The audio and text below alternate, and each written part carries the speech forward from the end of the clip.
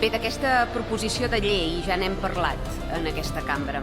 En el darrer debat al respecte, la diputada d'Esquerra, la senyora Balsera, va manifestar que no creia que atorgar la condició d'agents de l'autoritat als funcionaris penitenciaris repercutís en el benestar a les presons.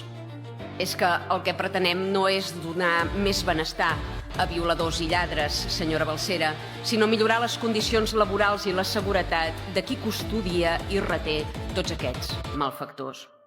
El diputat Pellicer, de la CUP, es preguntava si de debò pensem que estem fent un favor als funcionaris de presons. Doncs no, no els estem fent cap favor. Els estem atorgant les eines que haurien d'haver tingut de bon principi. Allò que es proposa en aquest text és competència plena de la Generalitat, però ironies de la vida han fet que el PSC s'hagi d'enrefiar dels vots de la bancada dreta per poder aprovar-ho. Perquè els socis de govern, extremistes d'esquerres que perceben els presos com a col·lectiu vulnerable i no com una xàcara que empastifa la societat, són més partidaris d'un model penal basat en privilegis pels interns i per perspectiva de gènere a les cel·les, que no pas en el seny i l'ordre en el que confluïm o hauríem de confluir tots els que tenim dos dits de front.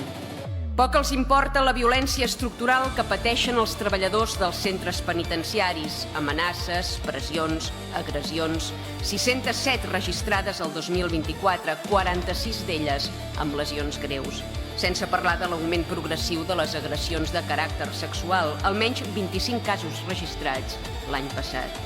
Una violència que creix amb impunitat, aixoplugada per aquesta visió política paternalista i distorsionada que tenen alguns de vostès.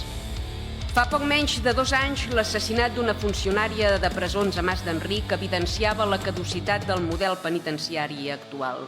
Les seves polítiques woke tenen conseqüències. Tant de bo no hagués hagut de morir ningú perquè una part de la bancada esquerra s'adonés que les reivindicacions històriques dels funcionaris de presons no només eren legítimes, sinó necessàries. Avui breguem per millorar les condicions de treball, la formació, els recursos i la consideració jurídica i professional d'un col·lectiu que assumeix responsabilitats d'alt nivell i que mereix, per tant, la protecció penal que comporta el reconeixement de la condició d'agents de l'autoritat. No, no els fem cap favor, senyor Pellicer. El favor ens el fan ells a nosaltres, allunyant de la societat a qui no valora la vida humana i atempta contra la convivència, les lleis i els valors d'aquest país. Déus i gràcies i deixi de remugar.